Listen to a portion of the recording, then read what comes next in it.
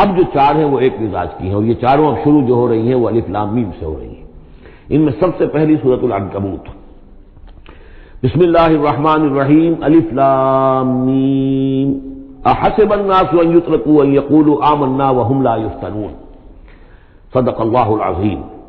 یہ صورت مبارکہ اچھی طرح نوٹ کر لیجئے کہ تقریباً تعین کے ساتھ ہم کہہ سکتے ہیں کہ یہ سن 5 نبوی میں نازل ہوئی ہے، اور صورت اس وقت یہ ہو چکی تھی مکے کے اندر کہ مسلمانوں کو ہر طرح سے ستایا جا رہا تھا۔ 3 سال تک تو یہ ہوا ہے، حضور نے جب اپنی دعوت کا آغاز کیا تو پہلے 3 سال تو یہ ہے کہ کوئی زیادہ الارم محسوس نہیں کیا، خطرہ محسوس نہیں کیا مکے والوں نے، بلکہ انہوں نے کوشش یہ کی کہ چٹکیوں میں اڑا دیں، استہزاء ہے، تمسخر ہے، شاعر ہے، شاعر ہے، یہ ہے وہ ہے، جو بھی کہہ کر کہ جیسے کہ ول جو ہوتی ہے کسی کی، اگر یہ ان کی جو ول ہے اس کو کل کر دیا جائے تو اگر یہ بددل ہو کر بیٹھ جائے محمد تو یہ سارا معاملہ خود ہی ختم ہو جائے گا۔ جو داعی ہے، جو لیڈر ہے، اگر اس کی جو قوت ارادی ہے اسے کسی طرح ختم کر دیا جائے تو استہزاء سے، تمسخر سے، یہ پرسیکیوشن جو تھی وربل تھی، زبانی۔ لیکن جب انہوں نے دیکھا کہ یہ دعوت تو بڑھ رہی ہے، اور سب سے بڑھ کر یہ ہے کہ ہمارے غلاموں کے طبقے میں سے لوگ ان کے پاس آ گئے ہیں اور ایمان لے آئے ہیں، اور ہمارے نوجوان ان کے گرویدہ ہو گئے ہیں، ہمارے نوجوان ان کے پر ایمان لے آئے ہیں، اور اونچے گھرانوں کے نوجوان، مصعب بن عمیر آ گیا ہے، اور عثمان ابن عفان آ گیا ہے رضی اللہ تعالیٰ عنہما، اور فلاں آ گئے ہیں، سعد ابن ابی وقاص آ گیا، وہ بھی نوجوان تھے، یہ جو اس طرح کے اونچے گھرانوں کے لوگ آ گئے ہیں۔ تب انہوں نے پھر فیصلہ کیا کہ اب ان کو سزا دی جائے، انہیں مارا جائے، انہیں گھروں میں بند رکھا جائے، اور خاص طور پر جو غلام تھے بیچارے، جن کے کوئی وہاں حقوق تھے ہی نہیں۔ غلام تو اپنے آقا کی ملکیت ہوتا تھا، وہ اگر آقا اپنے غلام کو قتل بھی کر دے تو اس پر کوئی جرم نہیں، اس لیے کہ ایسے ہی ہے جیسے کہ آپ کی بکری تھی، جب تک آپ نے چاہا گھر میں اپنے باندھے رکھا، اس کا دودھ پیا، جب آپ نے چاہا اس کو ذبح کیا اور گوشت کھا لیا، تو اس میں آپ کو کون پوچھے گا کہ یہ بکری کیوں ذبح کی تم نے؟ بھائی بکری میری ملکیت تھی۔ اسی طریقے سے غلام کو تو جو چاہے وہ کر سکتے تھے، جس طرح چاہیں ستائیں، ماریں، ہلاک کر دیں، کوئی ان پر مقدمہ قائم نہیں ہو سکتا، ایسا اس لیے کہ وہ اس کی ملکیت تھے۔ تو سب سے زیادہ شدید معاملہ جو ہوا ہے وہ غلاموں کے ساتھ ہوا، حضرت بلال رضی اللہ تعالیٰ عنہ، حضرت ابو فقیر رضی اللہ تعالیٰ عنہ۔ پھر یہ کہ کچھ اور لوگ وہاں پر ایسے تھے جو حلیف کی حیثیت سے رہتے تھے، وہ قرشی نہیں تھے، غلام بھی نہیں تھے لیکن قرشی بھی نہیں تھے، لیکن یہ کہ مکے میں ان کا قیام تھا کسی قرشی کے امان، اس سے امان لے کر، اس کے حلیف کی حیثیت سے۔ جیسے یہ آئے تھے یاسر رضی اللہ تعالیٰ عنہ، یہ یمن سے آئے تھے، بلکہ ان کے بارے میں یہ معلوم ہوتا ہے کہ انہیں خواب آیا تھا کہ آخری نبی کے ظہور کا وقت ہے، کیونکہ یمن میں عیسائی تھے اور وہاں چرچا موجود تھا ان چیزوں کا۔ اس حوالے سے ان کے علم میں جب یہ بات آئی اور انہیں اندازہ ہوا کہ اس علاقے میں نبی کا ظہور ہونا ہے تو وہ یہاں آ گئے، اور ابو جہل کا ایک چچا تھا، وہ شریف انسان تھا، اس کا حلیف بن کر اور اس کی زیر کفالت انہوں نے مکے میں رہنا شروع کر دیا، اور اسی کی یہ لونڈی تھی حضرت سمیہ رضی اللہ تعالی عنہا۔ تو جو آقا تھا ابو جہل کا چچا، اس کی اجازت سے حضرت سمیہ سے نکاح کر لیا، اور اللہ نے ان کو بیٹا دیا جس کا نام عمار ہے۔ تو عمار اور ان کے والد یاسر اور والدہ عمار کی اور یاسر کی اہلیہ یہ سمیہ، یہ 3 کا خاندان تھا۔ وہ جو چچا تھا ابو جہل کا، اس کا انتقال ہو گیا، اب گویا کہ اس خاندان کی سربراہی ابو جہل کے ہاتھ میں ہے۔ تو اس نے ان 3 پر جو بھی تشدد کیا ہے سب سے زیادہ، 2 کو تو ٹارچر کے ذریعے سے، اور ٹارچر کے پھر آخری نتیجے میں ان کو دونوں کو شہید کر دیا، حضرت یاسر کو بھی اور حضرت سمیہ کو بھی رضی اللہ تعالیٰ عنہما۔ اور عمار نے بمشکل جو ہے جان بچائی، اپنے ایک کلمہ کفر کہہ کر پھر انہوں نے جان بچا لی، اور پھر اس پر پچھتائے بھی بہت کہ یہ میں نے کلمہ کفر کیوں کہا، لیکن قرآن مجید میں یہ بات واضح کر دی گئی کہ صرف جان بچانے کے لیے کلمہ کفر انسان کہہ دے اور اس کا دل جو ہے وہ مطمئن ہو ایمان کے اوپر، تو اللہ تعالیٰ معاف فرمانے والا ہے۔ معلوم یہ جو تشدد ہو رہا تھا شدید، انہی میں سے ایک ہے خباب بن الارت رضی اللہ تعالیٰ عنہ۔ یہ لوہار کا کام کرتے تھے، یہ جو کوئی اونچے گھرانے کے آدمی نہیں تھے۔ ان کے ساتھ بھی پھر جو کچھ کیا گیا ہے، ان کے ساتھ وہ واقعہ پیش آیا کہ دہتے ہوئے انگارے جو ہیں وہ زمین کے اوپر بچھائے گئے، انہیں بلایا گیا، اتارو اپنا کرتا اتار دیا، اب لیٹ جاؤ ان کے اوپر، ننگی پیٹھ کے بل وہ دہتے ہوئے انگاروں پر لٹا دیے گئے۔ پھر یہ کہ اسی انگاروں سے ان کی کھال جو ہے وہ جلی اور پیٹھ کی چربی پگھلی، اس سے وہ انگارے جو ہیں وہ ٹھنڈے ہوئے۔ تو یہ صورتحال تھا۔ تو وہ حضرت عمار جو ہے خباب بن الارت رضی اللہ عنہ، وہ راوی ہیں کہ جب ہم پر یہ شدت اتنی ایسی ہو گئی کہ ناقابل برداشت ہو گئی، تو ہم پھر حضور کی خدمت میں حاضر ہوئے، اور حضور اس وقت جو ہے خانہ کعبہ کے ایک دیوار کے سائے میں، ذرا کہ ایک طرف کو سایہ تھا، تو آپ نے اپنی ایک چادر جو ہے اس کا تکیہ بنایا ہوا تھا اور آپ استراحت فرما رہے تھے۔ تو ہم گئے، ہم نے کہا کہ اے اللہ کے رسول کیا آپ ہمارے لیے دعا نہیں کرتے، ہمارے لیے اللہ کو نہیں پکارتے؟ ہمارے لیے اب یہ چیزیں ناقابل برداشت ہو رہی ہیں، کب تک ہم جھیلیں گے، کب تک برداشت کریں گے؟ لیکن یہ کہ وہ کہتے ہیں کہ حضور کو یہ ناگوار گزرا، آپ اٹھ کر بیٹھ گئے اور آپ نے فرمایا خدا کی قسم تم جلدی مچا رہے ہو، ابھی تو تم پر وہ چیزیں آئی ہی نہیں ہیں جو تم سے پہلوں پر آئی تھیں۔ ان کے ساتھ تو یہ بھی ہوتا تھا کہ ایک شخص کو لا کر آدھا زمین میں گاڑ دیتے تھے اور باقی جسم جو آدھا اس کا ہوتا تھا زمین سے باہر تو سر کے اوپر آرا رکھ کر چیرنا شروع کر دیتے تھے اور پورے جسم کو دو حصوں میں بانٹ دیتے تھے، یہ بھی ہوتا تھا۔ زندہ آگ میں جلا دیتے تھے، یہ بھی ہوتا تھا۔ تو تم جلدی کر رہے ہو، خدا کی قسم وہ دن تو آئے گا کہ ایک سوار صنعت سے حضرت موت تک جائے گا، اس سے سوائے اللہ کی کسی کا خوف نہیں ہوگا، لیکن بہرحال تمہیں صبر کرنا ہوگا۔ وہ انداز ہے اس رکوع کا۔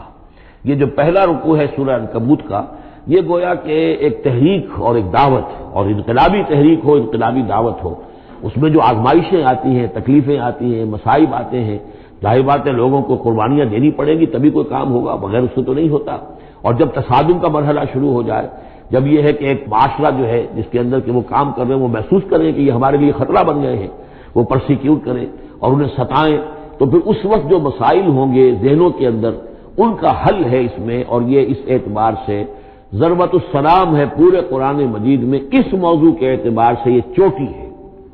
جیسے کہ میں نے آپ کو حدیث سنائی لکل شیء ضربۃ یا کل شیء سنام، ہر شے کی ایک چوٹی ہوتی ہے۔ وسنام القرآن سورۃ البقرہ، قرآن کی بحیثیت مجموعی چوٹی وہ تو سورہ بقرہ ہے، لیکن یہ کہ قرآن حکیم میں مختلف جو مضامین کے اعتبار سے میں نوٹ کراتا آیا ہوں کہ اس موضوع پر یہ آیت یہ گویا کہ ذروۂ سنام ہے، یہ رکوع جو ہے یہ اس موضوع پر ضربۂ سنام ہے قرآن مجید کا، اس کا کلائمیکس ہے، اس کی چوٹی ہے۔ الف لام میم احسب الناس ان یترکوا ان یقولوا آمنا وهم لا یفتنون، کیا لوگوں نے یہ سمجھا تھا کہ وہ چھوڑ دیے جائیں گے صرف یہ کہنے سے کہ ہم ایمان لے آئے اور انہیں آزمایا نہ جائے گا؟ اب دیکھ رہے ہیں، اب وہی تیکھا انداز ہے، اظہار ناراضگی ہے، اظہار خفگی ہے، اس لیے کہ تم سے پہلے جو کچھ ہوا ہے۔ اب یہ 3 آیتیں میں آپ کو نوٹ کرا چکا ہوں، سورہ بقرہ کی آیت نمبر 214، ام حسبتم ان تدخلوا الجنة ولما يأتكم مثل الذين خلوا من قبلكم مستهم البأساء والضراء وزلزلوا حتى يقول الرسول والذين آمنوا معه متى نصر الله ألا إن نصر الله قريب، یہ آیت ہم پڑھ چکے ہیں۔ اسی کی ہم مضمون آیت جو ہے سورہ آل عمران میں آئی ہے، آیت نمبر 142۔ اسی کی ہم مضمون آیت آ چکی ہے سورہ توبہ میں، آیت نمبر 16۔ لیکن یہ کہ یہ مکی قرآن میں یہ آیت ہے، یہ ہے جڑ اور بنیاد، جو ہے کہ اس کا ظہور جو ہو رہا ہے، پھر یوں سمجھیے کہ یہ کلی کھلی ہے تو 3 اس کی جو پتیاں نمایاں ہوئی ہیں اس آیت کی، وہ سورہ بقرہ، سورہ آل عمران اور سورہ توبہ میں ہے۔ حسب الناس، اور ناس کہا ہے، یہ بھی نہیں کہ اہل ایمان کو یہ غلط فہمی ہو گئی تھی، یہ بھی ایک طرح سے عتاب کا انداز ہے، اللہ تعالیٰ ناراضگی کا اظہار کر رہے ہیں، تم جلدی مچا رہے ہو۔ احسب الناس ان یترکوا ان یقولوا آمنا وهم لا یفتنون، کیا لوگوں نے یہ سمجھا تھا کہ وہ یہ کہنے سے جنت میں داخل ہو جائیں گے، چھوڑ دیے جائیں گے کہ ہم ایمان لے آئے، انہیں آزمایا نہ جائے گا؟ وَلَقَدْ فَتَنَّا الَّذِينَ مِن قَبْلِهِمْ، ہم نے تو جو بھی ان سے پہلے تھے ان کو بھی آزمایا ہے، ہر ایک کو آزمایا، آزمائش کے بغیر ہم نہیں کسی کے ایمان کو تسلیم کرتے۔ فَلَيَعْلَمَنَّ اللَّهُ الَّذِينَ صَدَقُوا وَلَيَعْلَمَنَّ الْكَاذِبِينَ، تو اللہ تعالیٰ تو ظاہر کر کے رہے گا، لفظی ترجمہ تو ہوگا اللہ جان کر رہے گا، لیکن اللہ تعالیٰ کا علم تو قدیم ہے، جو کچھ ان کے دلوں میں اللہ جانتا ہے، لیکن اللہ ظاہر کر دے گا کہ کون کتنے پانی میں ہے، کون منافق ہے، کون ضعیف الایمان ہے، کون قوی الایمان ہے، کون صادق الایمان ہے، کون جو ہے جھوٹ موٹ کا مومن بنا ہوا ہے، کون وہ دودھ پینے والا مجنو ہے اور کون واقعتاً جانشار مجنو ہے، یہ سب کچھ پتہ چلتا ہے آزمائشوں سے۔ اور ہم نے تو آزمایا ہے ان کو بھی جو ان سے پہلے تھے، تو لازماً اللہ واضح کر کے رہے گا، مبرہن کر دے گا ان کو بھی کہ جو سچے ہیں، اور وہ یقیناً واضح کر دے گا، نمایاں کر دے گا ان کو بھی جو جھوٹے ہیں۔ اب اس کے ساتھ ہی دیکھیے اس میں جو عجیب آپ کو بات ملے گی اس رکوع میں، یہ 2 آیتیں آئی ہیں، کیونکہ ایک آیت تو حروف مقطعات پر تھی، یہ 2 آیتیں آئی ہیں، اس میں تو ایک طرح کی ڈانٹ پڑ گئی ہے صحابہ کرام کے اوپر جنہوں نے ذرا سا بھی شکوہ کیا تھا، لیکن اب 2 آیتوں میں اس کی دلجوئی ہے ان کی، یعنی یہ کہ ایک طرف ترغیب ہے تو ترغیب بھی ہے، جیسے کوئی شفیق استاد ہوتا ہے کبھی کسی وقت ڈانٹتا بھی ہے، کوئی گھرکی بھی دیتا ہے، کوئی جھڑکی بھی دیتا ہے، کسی وقت مارتا بھی ہے، سزا بھی دیتا ہے، پھر لیکن کسی وقت پھر یہ کہ حوصلہ افزائی بھی کرتا ہے، تھپکی بھی دیتا ہے، پیٹھ پر ہاتھ رکھتا ہے۔ تو اس طریقے سے یہ اللہ تعالیٰ کا معاملہ اپنے بندوں کے ساتھ اسی طرح ہے، جیسے کہ حدیث میں آیا خلق و عیال اللہ، مخلوق جو ہے اللہ تعالیٰ کے لیے اس کے کنبے کی حیثیت رکھتی ہے۔ تو 2 آیتیں جو آئی ہیں وہ تو گویا کہ ایک طرح سے سرزنش کی اور اظہار ناراضگی، اظہار خفگی۔ اب 2 آیتیں دیکھیے، ام حسب الذین یعملون السیئات ان یسبقونا، کیا سمجھا ہے، گمان کیا ان لوگوں نے جو یہ برے کام کر رہے ہیں، یہ اشارہ ہے ابو جہل جو مار رہا ہے، حضرت یاسر کو مار رہا ہے، حضرت سمیہ کو مار رہا ہے، ٹارچر کر رہا ہے، یا جو بھی امیہ ابن خلف ہے جو حضرت بلال کے ساتھ کوئی سختیاں کر رہا ہے، گلے میں رسی ڈال کر، اور جو جانوروں کی لاشیں ہوتی ہیں ان کے طریقے سے گھسیٹا جا رہا ہے مکے کی گلیوں کے اندر، اور بڑی تپتی ہوئی گلیاں ہیں اور اوپر سورج آگ برسا رہا ہے، اور سیدھا لٹا دیا گیا ہے انہیں ننگے پیٹھ، اور پھر اوپر ایک بھاری پتھر بھی رکھ دیا گیا۔ لوگ یہ حرکتیں کر رہے ہیں، کیا ان کا یہ گمان ہے کہ وہ ہماری پکڑ سے بچ جائیں گے؟ اب یہ بات ان کی طرف آئی تو گویا کہ اہل ایمان کے لیے ایک دل جوئی اور تشفی، ان کے زخموں پر مرہم رکھا جا رہا ہے، یہ نہ سمجھو کہ یہ بچے رہیں گے، ایک وقت آئے گا۔ چنانچہ خود حضرت بلال رضی اللہ تعالیٰ عنہ نے غزوہ بدر میں امیہ ابن خلف جو ان کا آقا تھا اسے قتل کیا ہے، حالانکہ حضرت عبد الرحمن ابن عوف نے کوشش کی، اس کے ساتھ کچھ ان کے تعلقات تھے پرانے، اس کی بنا پر اس کو بچانے کی کوشش کی کہ تاکہ اسے قید کر لیں، قتل نہ ہونے دیں، قیدی ہو جائے تاکہ پھر یہ کہ فدیہ دے کر چھوٹ سکے، لیکن حضرت بلال کو جو غصہ تھا اس پر، تو پورا غصہ انہوں نے اس وقت اتارا ہے۔ اور یہی بات میں کہا کرتا ہوں کہ جو مکے میں 12 برس کہا گیا کہ ذرا اپنے ہاتھ روکے رکھو، تو نالا ہے بلبل شوریدہ تیرا خام ابھی، اپنے سینے میں اسے اور ذرا تھام ابھی، ایک وقت آئے گا کہ تمہارے ہاتھ کھول دیے جائیں گے، اور وہ ہم سورہ حج میں پڑھ چکے ہیں، اذن للذین یقاتلون بانہم ظلموا، اب تک تمہارے ہاتھ ہم نے باندھے رکھے ہوئے تھے اور اب تمہارے ہاتھ کھولے جا رہے ہیں۔ ام حسب الذین یعملون السیئات ان یسبقونا ساء ما یحکمون، کیا یہ سمجھتے ہیں ابو جہل اور یہ امیہ ابن خلف اور اسی کے قبیل کے اور لوگ کہ جو یہ حرکتیں کر رہے ہیں ہم نے انہیں چھوٹ دی ہوئی ہے، اس وقت ہمارے ان اہل ایمان بندوں پر جو چاہیں یہ کر لیں، ہمیں کچھ دیر کے لیے ہم نے ان کو آزادی دے رکھی ہے، لیکن بالآخر پکڑیں گے انہیں تو ان بطش ربک لشدید، وہ پکڑ بھی بڑی سخت ہوگی۔ دوسری آیت جو ہے مزید ان کی دلجوئی کے لیے، من کان یرجو لقاء اللہ فإن اجل اللہ لآت، جو کوئی بھی اللہ سے ملاقات کا امیدوار ہے اسے یقین رکھنا چاہیے کہ اللہ کی ملاقات کا وہ معین وقت آ کر رہے گا۔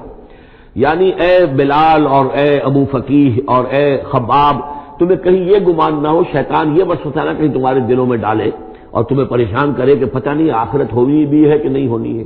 جیسا کہ میں نے عرض کیا تھا کہ دنیا نقد ہے، آخرت ادھار ہے۔ اب آپ نے جان مال تو ساری یہاں دینی ہے، دنیا میں دینی ہے، جنت ملے گی آخرت میں، تو جو شیطان وسوسہ اندازی کرتا ہے نو نقد نہ تیرا ادھار، یہ ادھار کی دنیا جو معاملہ ہے، سودا ادھار کی جنت ہے یہ، اور تم دنیا کے اندر اپنا سب کچھ لٹا رہے ہو، تو ایسا نہ ہو، تمہیں یقین رکھنا چاہیے کہ وہ وقت آ کر رہے گا اور اللہ تعالیٰ تمہاری ان تمام ایثار اور قربانی کی جو تم دے رہے ہو اس کے دین کے لیے، اس کی توحید کے لیے، اس کا بھرپور تمہیں صلہ دے گا۔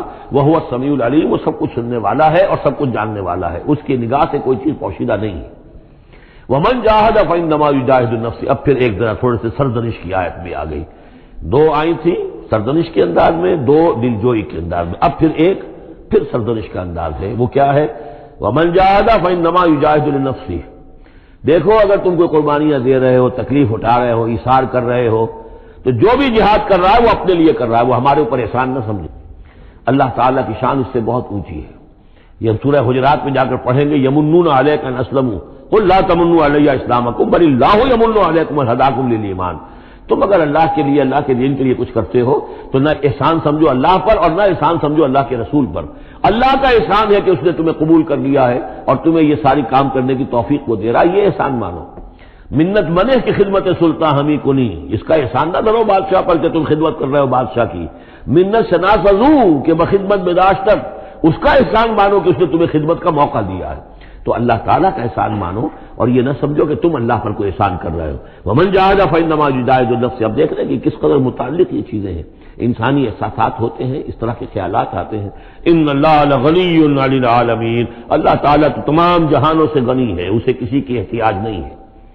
والذین آمنوا وعملوا الصالحات، اب ایک آیت آ رہی ہے پھر دلجوئی والی، اور جو لوگ ایمان لائے اور جو لوگ نیک عمل کریں گے، ایمان کے تقاضے پورے کریں گے، ثابت قدم رہیں گے، ان مصیبتوں کو جھیلیں گے، لَنُكَفِّرَنَّ عَنْهُمْ سَيِّئَاتِهِمْ، ہم لازماً دور کر دیں گے ان سے ان کی برائیوں کو، ان کے نامہ اعمال کے اوپر اگر کوئی دھبے ہوئے بھی، کوئی چھینٹی ہوئی بھی تو ہم انہیں ہٹا دیں گے، اور وَلَنَجْزِيَنَّهُمْ أَحْسَنَ الَّذِي كَانُوا يَعْمَلُونَ، اور لازماً بدلہ دیں گے۔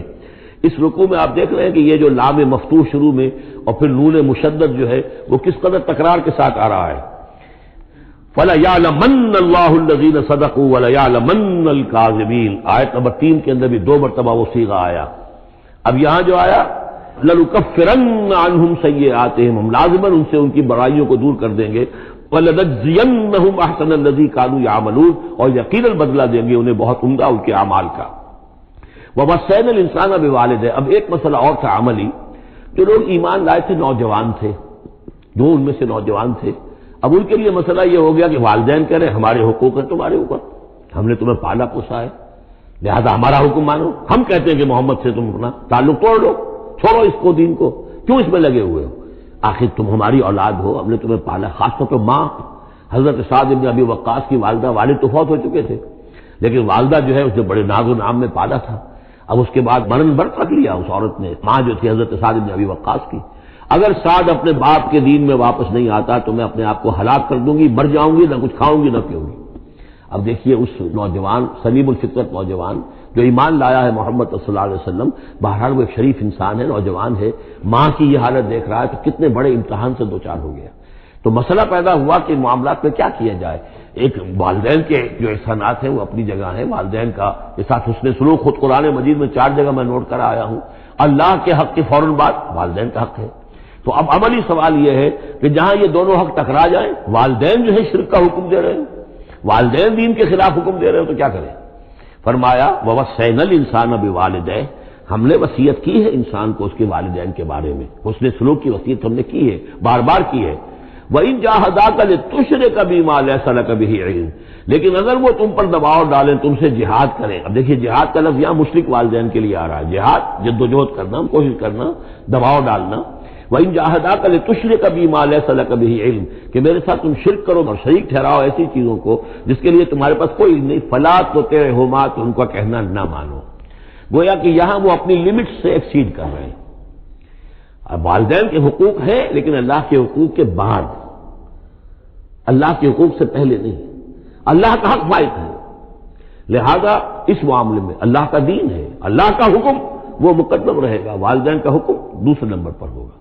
ہاں یہ ہے کہ ایک بندہ جو ہے ایک نوجوان وہ یہ ضرور کرے کہ ڈانٹ کر نہ بات کرے، ڈپٹ کر بات نہ کرے، سینہ تان کر نہ کرے، اس طرح کرے جیسے کہ حضرت ابراہیم یا ابتے یا ابتے یا ابتے، وہ ابا جان امی جان آپ دیکھیے میرے لیے مجبوری ہے، میں نہیں کر سکتا ہوں، آپ اس معاملے کے اندر مجھ پر دباؤ نہ ڈالیں، نرمی کے ساتھ ان میں جس طریقے سے بھی ہو، لیکن یہ ہے کہ ماننا نہیں ہے۔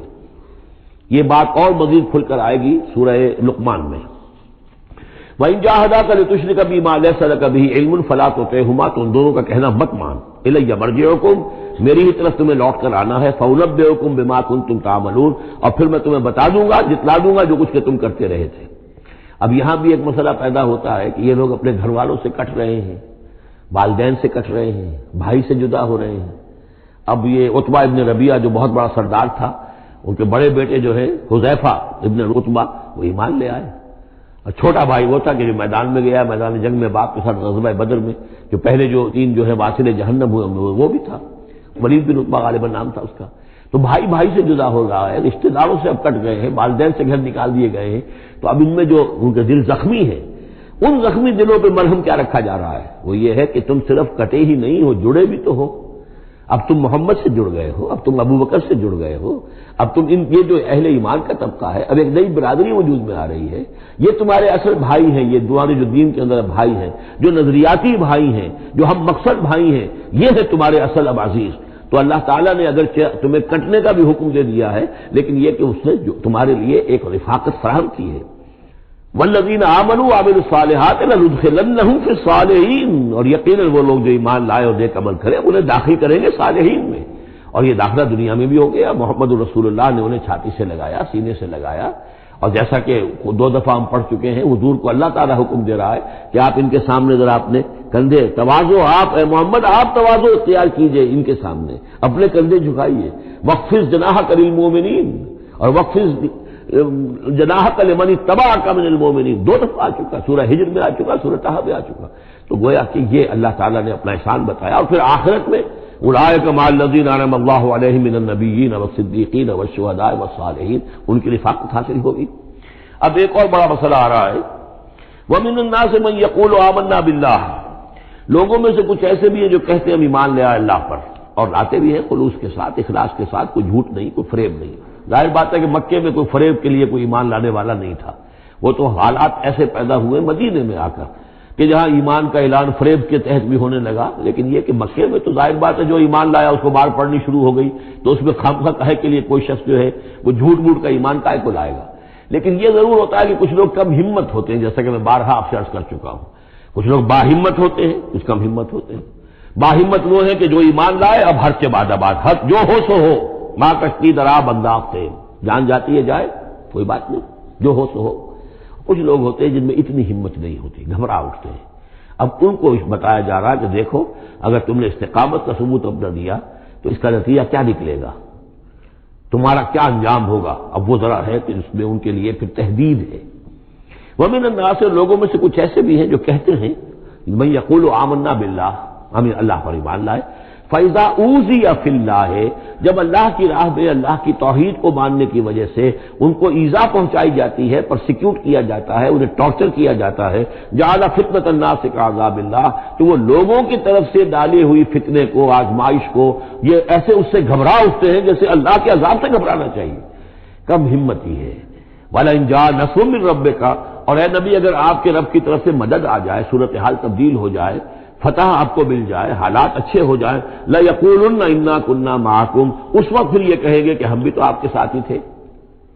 یہ کردار پہلے بھی آ چکا، سورہ بقرہ میں آ چکا، سورہ حج میں آ چکا۔ وَمِنَ النَّاسِ مَن يَعْبُدُ اللَّهَ عَلَىٰ حَرْفٍ فَإِنْ أَصَابَهُ خَيْرٌ اطْمَأَنَّ بِهِ وَإِنْ أَصَابَتْهُ فِتْنَةٌ انقلب عَلَىٰ وَجْهِهِ خَسِرَ الدُّنْيَا وَالْآخِرَةَ۔ وہی کردار پھر یہاں پر آ گیا ہے۔ کوئی کہا کہ ہم ایمان لے آئے، لیکن جب تکلیف آئی، کوئی مصیبت آئی تو ایسے گھبرا گئے جیسے کہ اللہ کے عذاب سے گھبرانا چاہیے، لیکن یہ کہ اس کے بعد اگر نصرت آ جائے تو یہ آپ موجود ہوں گے کہ ہم بھی ساتھی تھے آپ کے۔ اولیس اللہ بعالم بما فی صدور العالمین، تو کیا اللہ بخوبی واقف نہیں ہے اس سے کہ جو تمام جہان والوں کے دلوں کے اندر ہے اور جو ان کے سینوں کے اندر مضمر ہے۔ وَلَيَعْلَمَنَّ اللَّهُ الَّذِينَ آمَنُوا وَلَيَعْلَمَنَّ الْمُنَافِقِينَ، اور یقیناً اللہ ظاہر کر کے رہے گا سچے اہل ایمان کو اور ظاہر کر کے رہے گا منافقین کو۔ گویا کہ یہ شکل جو ہے یوں سمجھیے یہ وہ روگ ہے کہ یہ اگر بڑھ گیا، تم نے ابھی نپدی ایول ان دی بڈ، ابھی فوری طور پر اس کی اصلاح کر لو، فوری طور پر علاج کر لو۔ ابھی ٹی بی کا تمہیں انفیکشن ہوئی ہے، فرسٹ سٹیج میں ہے، علاج کر لو۔ لیکن اگر کہیں تم نے اس وقت پرواہ نہ کی اس کی اور یہ مرض بڑھ گیا تو یہ منافقت تک لے جائے گا تمہیں، اللہ تعالیٰ پھر کھول دے گا کہ یہ منافقت ہے۔ تو یہ ہے اصل میں پورے مکی قرآن میں یہ ایک جگہ ہے جہاں لفظ منافقین آیا ہے، باقی کردار آیا ہے سورہ حج کے اندر بھی، لیکن وہاں لفظ منافق نہیں ہے۔ وَمِنَ النَّاسِ مَن يَعْبُدُ اللَّهَ عَلَىٰ حَرْفٍ فَإِنْ أَصَابَهُ خَيْرٌ اطْمَأَنَّ بِهِ وَإِنْ أَصَابَتْهُ فِتْنَةٌ انقلب عَلَىٰ وَجْهِهِ خَسِرَ الدُّنْيَا وَالْآخِرَةَ، لیکن یہاں کھول دیا گیا یہ کردار کس کا ہے، یہ تو پھر منافقت ہے۔ وَلَيَعْلَمَنَّ اللَّهُ الَّذِينَ آمَنُوا وَلَيَعْلَمَنَّ الْمُنَافِقِينَ۔ اب ایک اور تیسرا پرابلم ہے، یہ تین پرابلم یہاں پر ٹیکل کیے گئے ہیں۔ وہ نوجوان جن کے والدین ان کے اوپر دباؤ ڈال رہے تھے، یا وہ کم ہمت لوگ جو ان ایذاؤں سے گھبرا رہے تھے، اور تیسرا یہ ہے کہ کچھ بزرگ لوگ بڑے مخلصانہ انداز میں آ کر کہتے ہیں نوجوانوں سے، کہاں اپنا کیریئر برباد کر رہے ہو، اچھی بھلے تعلیم حاصل کر رہے تھے، تم جا رہے تم کس کام میں پڑ گئے ہو، اب تمہاری تعلیم اس درجے کی نہیں رہی ہے، تمہارا کاروبار اچھا جا رہا تھا، کیریئر تھا، تمہارا پروفیشن بہت چمک رہا تھا اور تم اس کام میں پڑ گئے ہو۔ دیکھو یہ تو ایک شخص نے تمہیں ورغلا دیا، دیکھو ہمارے راستے پر چلو، راستہ صحیح یہی ہے، ہم آخر بوڑھے لوگ ہیں، ہمارا تجربہ ہے، ہم نے اپنے بال دھوپ میں سفید نہیں کیے ہیں، ہم تمہیں اپنے تجربے کی وجہ سے کہہ رہے ہیں کہ ہمارے راستے ہی پر چلتے رہو اور کوئی اس کے اندر نقصان نہیں ہوگا، کوئی اللہ کے یہاں پکڑ نہیں ہوگی، اور اچھا اگر اللہ کے یہاں پکڑ ہوئی تو تمہاری طرف سے ہم جواب دہ ہیں، تمہارے گناہوں کا بوجھ ہم اٹھا لیں گے۔ اب یہ گویا کہ نہایت ناصحانہ انداز، مخلصانہ انداز، بزرگانہ انداز، اس میں یہ بات کہی جاتی تھی۔ اب اس میں کیا کریں، اس کا جواب دیا گیا، وَقَالَ الَّذِينَ كَفَرُوا لِلَّذِينَ آمَنُوا اتَّبِعُوا سَبِيلَنَا، اور کہتے ہیں یہ کافر ان سے کہ جو ایمان لے آئے، ہمارے ہی راستے کی پیروی کرو، چلے آؤ انہی راستوں پر، وَلْنَحْمِلْ خَطَايَاكُمْ، ہم اٹھا لیں گے تمہاری خطاؤں کو، یعنی تمہاری خطاؤں کا بوجھ، تمہارے گناہوں کی سزا ہم بھگت لیں گے۔ وما ہم بحاملین من خطایاہم من شیء، اور نہیں ہے وہ ان کی خطاؤں میں سے اٹھانے والے کچھ بھی، انہم لکاذبون، وہ جھوٹ بول رہے ہیں۔ ولا یحملن اثقالهم واثقالا مع اثقالهم، البتہ وہ اٹھائیں گے لازماً، پھر دیکھیے وہ لَيَعْلَمَنَّ اللَّهُ الَّذِينَ آمَنُوا وَلَيَعْلَمَنَّ الْمُنَافِقِينَ، اور یہاں پھر وہ لفظ آیا ولا یحملن اثقالهم، وہ لازماً اٹھائیں گے اپنے بوجھ بھی، اور یہ جو گمراہ کرنے کی کوشش کر رہے ہیں اس کی وجہ سے اپنے بوجھوں میں اضافہ کر رہے ہیں، وہ مزید بوجھ ہوں گے، لیکن اے نوجوانوں اگر تم نے ان کی بات مان لی تو تمہارے بوجھ جو ہے وہ نہیں رہ سکیں گے، وہ تمہیں کو اٹھانے پڑیں گے۔ وَلَا يُسْأَلُنَّ يَوْمَ الْقِيَامَةِ عَمَّا كَانُوا يَفْتَرُونَ، اور ان سے لازماً باز پرس ہوگی قیامت کے دن جو افترا وہ کرتے رہے تھے، جو جھوٹ انہیں گھڑا تھا کہ ہم تمہارے بوجھ اٹھا لیں گے، جبکہ لا تزر وازرۃ وزر اخری، قیامت میں کوئی نہیں ہے جان جو کسی دوسرے کا بوجھ اٹھا لے۔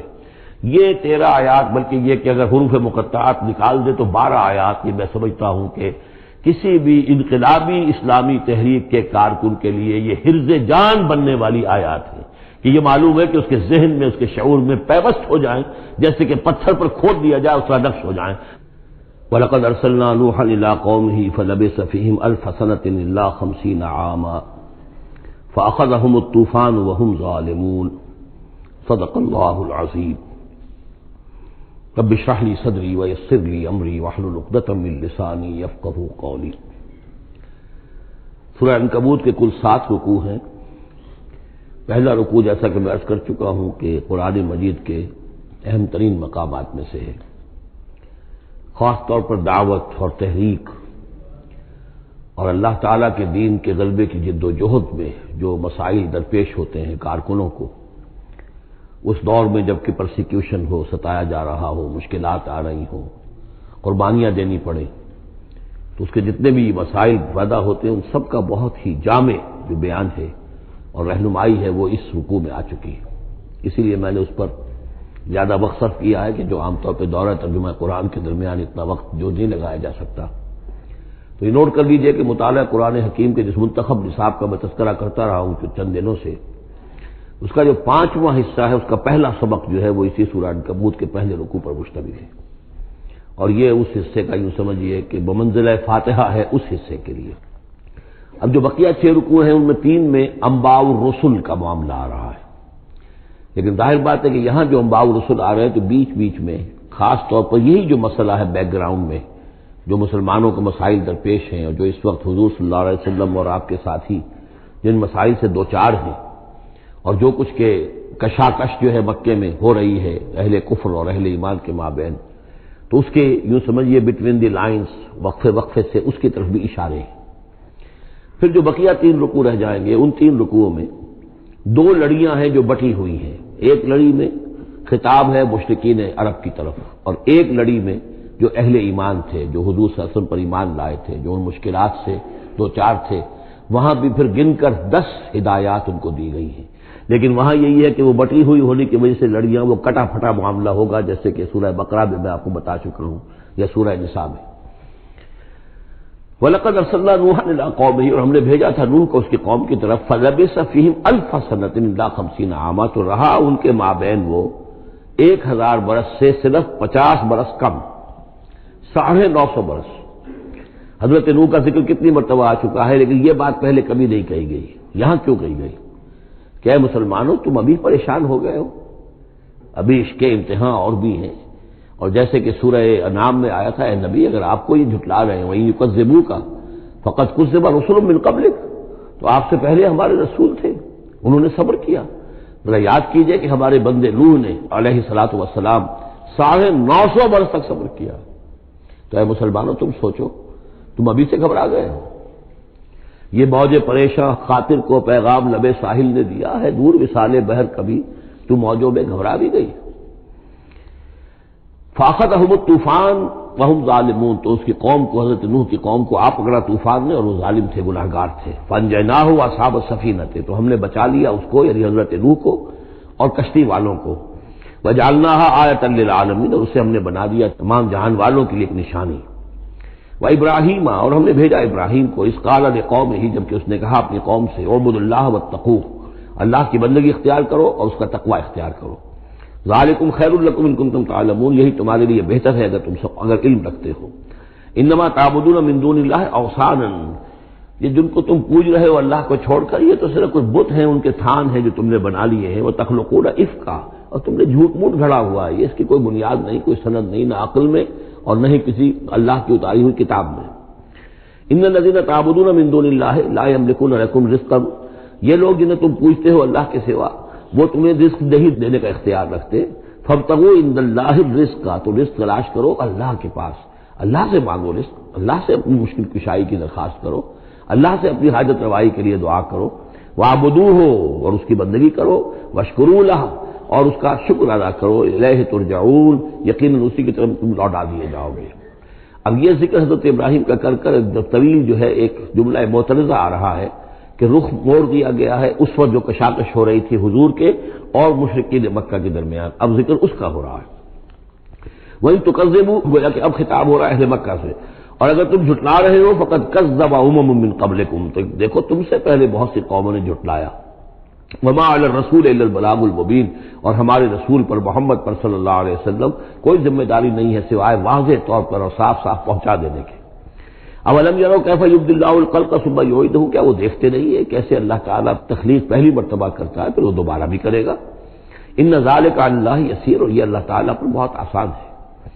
قل سیروا فی الارض فانظروا اور تو ان سے کہیے کہ ذرا گھومو پھرو زمین میں اور دیکھو کیف بدأ الخلق کیسے اللہ تعالیٰ پہلے تخلیق کیا ہے اس نے خلق کو، ثم اللہ ينشئ النشأة الآخرہ پھر اللہ اٹھائے گا یا اٹھاتا ہے۔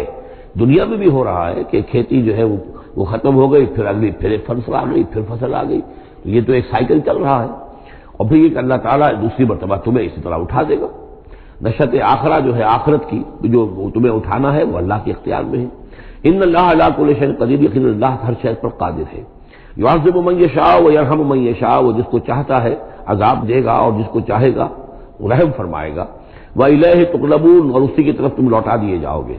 وَمَا أَنْتُم بِمُعْجِزِينَ فِي الْأَرْضِ اور تم اسے شکست نہیں دے سکتے زمین میں، ولا فی السماء نہ آسمان میں، نہ زمین میں کہیں بھاگ کر نہ آسمان میں کہیں بھاگ کر اللہ کو عاجز کر سکتے ہو۔ وَمَا لَكُم مِّن دُونِ اللَّهِ مِن وَلِيٍّ وَلَا نَصِيرٍ اور نہیں ہے کوئی تمہارا اللہ کے سوا نہ حمایتی یعنی اللہ کے ورے یا اللہ کے مقابلے میں۔ یہ دون کا لفظ بہت سے معنی دیتا ہے عربی زبان میں، دیکھنا ہوتا ہے کس کانٹیکسٹ میں کیا معنی ہے۔ اس کانٹیکسٹ میں اللہ کے مقابلے میں تمہارا کوئی نہ ولی ہوگا نہ نصیر ہوگا، نہ کوئی حمایتی نہ مددگار۔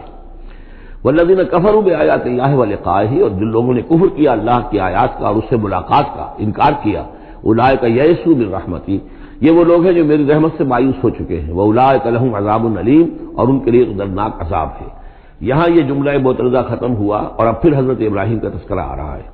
فما کان جواب قومہ تو نہیں تھا کوئی جواب حضرت ابراہیم کی قوم کا، الا ان قالوا سوائے اس کے کہ انہوں نے کہا اقتلوہ او حرقوہ اس ابراہیم کو قتل کر دو یا اسے جلا دو۔ فانجاہ اللہ من النار تو اللہ تعالیٰ نے انہیں نجات دی آگ سے۔ ان فی ذلک لآیات لقوم یؤمنون اور یقیناً اس میں نشانیاں ہیں ان لوگوں کے لیے جو ایمان رکھتے ہیں۔ وقال انما اتخذتم من دون اللہ اوثانا مودۃ بینکم فی الحیات الدنیا اب یہ ہے جو بہت اہم جو بات ہے جو کہی ہے انہوں نے، اور انہوں نے کہا حضرت ابراہیم علیہ السلام نے کہ دیکھو تم نے جو یہ اللہ کے سوا بت بنا رکھے ہیں انہیں پوجتے ہو، یہ بھی تم بھی جانتے ہو کہ ان کے پاس کچھ نہیں ہے، تم بھی جانتے ہو کہ ان کو کوئی اختیار حاصل نہیں ہے، تم بھی اور واقع ہو چکے میرے متنبع کرنے کے نتیجے میں تم آگاہ ہو چکے ہو کہ یہ تمہاری حماقت ہے، لیکن تم کیوں چمٹے ہوئے ہو؟ مودۃ بینکم فی الحیات الدنیا دنیا کی زندگی میں تمہاری باہمی محبتیں جو ہے وہ چمٹا رہی ہیں۔ اب کیا کریں، ہماری قوم ہے، ہماری برادری ہے، ہمارا خاندان ہے، وہ سب یہی کر رہا ہے، میں اگر چھوڑ دوں گا تو میں آؤٹ کاسٹ ہو جاؤں گا، میں تو نکل جاؤں گا پھر برادری سے، اکیلا آدمی کیسا رہے۔ یہ چیزیں ہیں کہ جو انسان کو پھر جمع کر رکھتی ہیں۔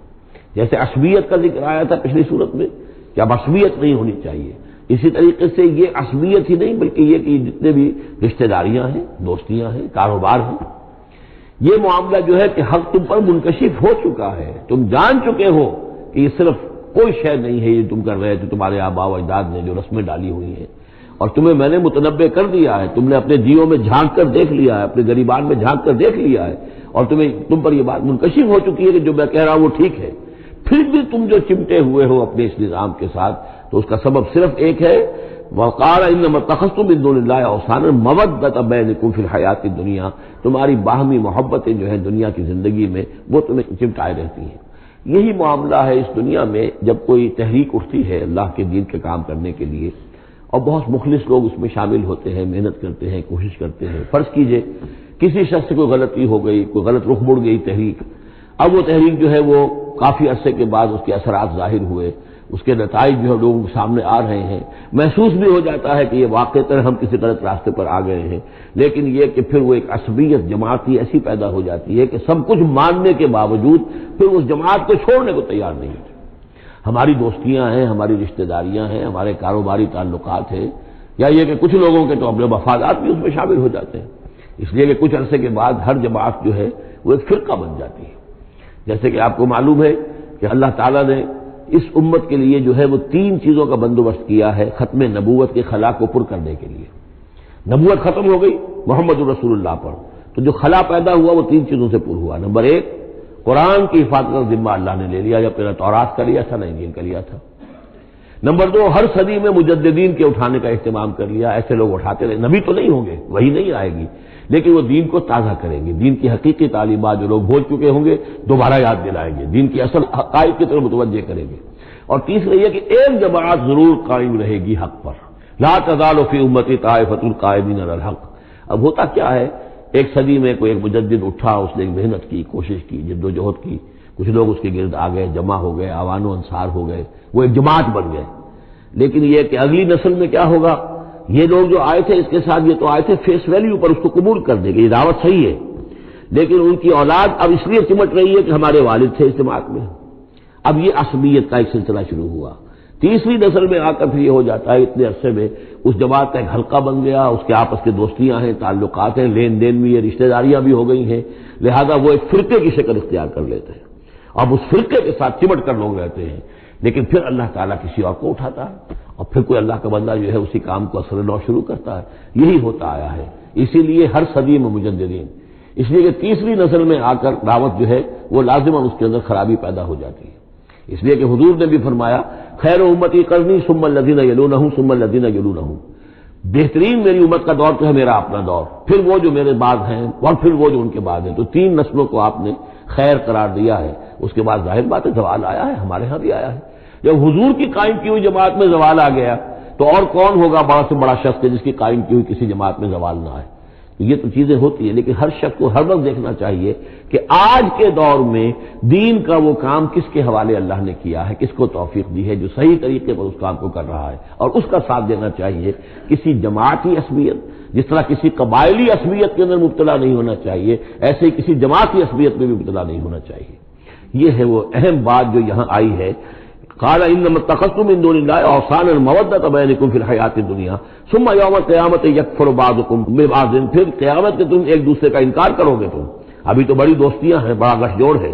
ویلعن بعضکم بعضا، تم میں سے بعض دوسروں کو لعنت کریں گے. ومأواکم النار، اور تم سب کا ٹھکانہ ہوگی آگ. وما لکم من ناصرین، اور نہیں ہوگا کوئی تمہارے لیے مدد کرنے والے. فآمن له لوط، تو حضرت لوط ایمان لے آئے حضرت ابراہیم پر، وہ ان کے بھتیجے تھے.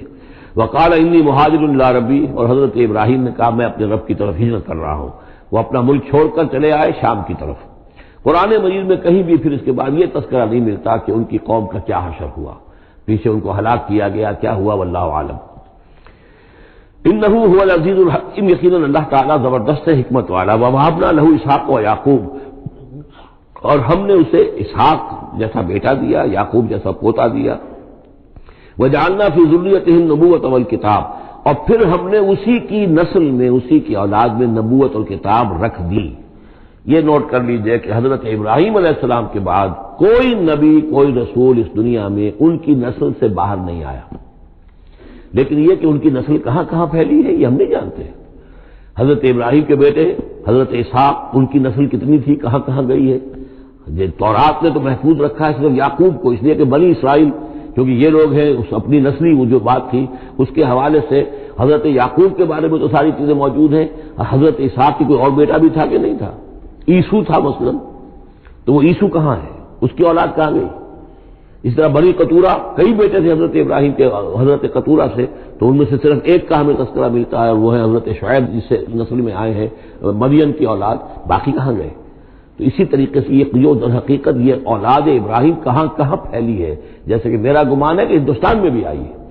نہ صرف یہ کہ ہو سکتا ہے کہ حضرت اسحاق کی اولاد میں سے عیسو کی اولاد آئی ہو اور وہ یہاں پر آباد ہوئی ہو، لیکن یہ کہ ان کا تعلق بھی یہ خاص طور پر برہمن طبقہ جو ہے میں سمجھتا ہوں کہ وہ اسی طریقے سے ابراہیم کی نسل سے ہے. برہمن ابراہیم سے تعلق رکھنے والا برہمن، تو یہ میں سمجھتا ہوں کہ لفظی جو ہے اس میں مناسبت موجود ہے. واللہ عالم، یقین سے ہم نہیں کہہ سکتے الا یہ کہ کوئی شخص ہسٹری کا اس کو اپنا ریسرچ کا موضوع بنائے، بڑا عالم ہو، وہ لائبریریاں جو ہیں کھنگالے اور پرانی تاریخیں دیکھے شاید. وَوَهَبْنَا لَهُ إِسْحَاقَ وَيَعْقُوبَ وَجَعَلْنَا فِي ذُرِّيَّتِهِ النُّبُوَّةَ وَالْكِتَابَ، ہم نے اسی کی نسل میں، اسی کی اولاد میں نبوت اور کتاب رکھ دی. طویل عرصے تک وہ نبوت و کتاب آتی رہی حضرت یعقوب کی اولاد میں، پھر آخری نبوت و رسالت حضرت اسماعیل کی اولاد میں. وَآتَيْنَاهُ أَجْرَهُ فِي الدُّنْيَا، ہم نے اسے اجر جو ہے دنیا میں بھی عطا فرمایا. وَإِنَّهُ فِي الْآخِرَةِ لَمِنَ الصَّالِحِينَ، اور یقیناً وہ آخرت میں ہمارے بڑے نیک بندوں میں سے ہیں.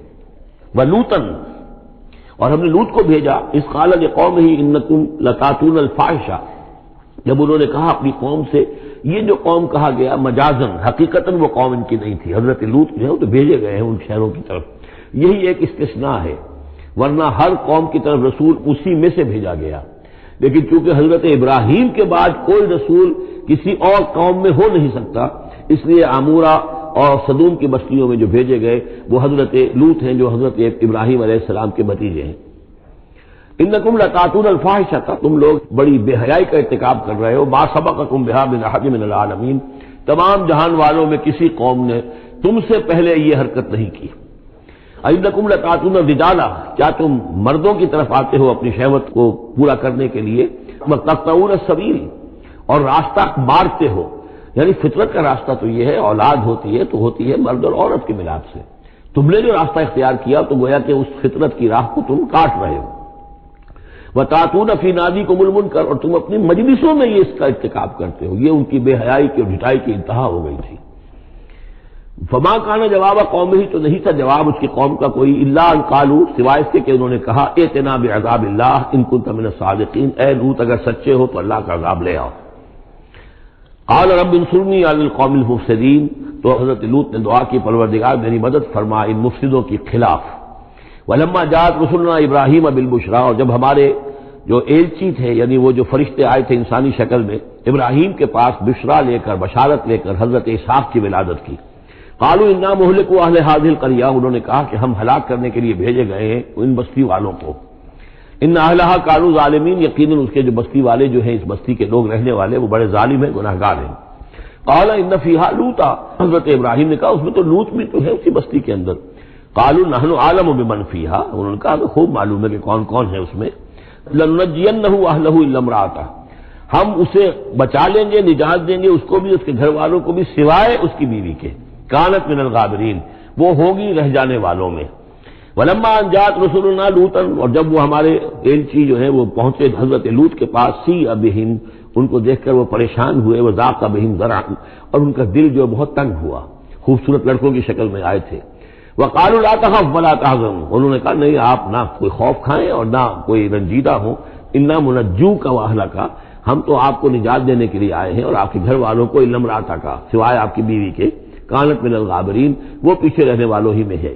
انا منزلون علی اہل هذه القریۃ رجزا من السماء، ہم نازل کرنے والے ہیں اس بستی کے رہنے والوں پر ایک آفت، ایک عذاب آسمان سے، بما کانوا یفسقون، پر سبب اس فسق کے اور فجور کے اور گندگی کے جو وہ کر رہے تھے. وَلَقَدْ تَرَكْنَا مِنْهَا آیَةً بَيِّنَةً، اور ہم نے چھوڑ دیا اس میں سے، اس بستی میں سے کوئی نشانی جو ہے وہ اس وقت تک موجود ہوگی جب کہ قرآن نازل ہوا ہے. اسی لیے کہ قرآن کہتا ہے بار بار تم گزرتے ہو ان بستیوں کے کھنڈرات کے اوپر سے. بَيِّنَةً لِقَوْمٍ يَعْقِلُونَ، ان لوگوں کے لیے کہ جو عقل سے کام لے.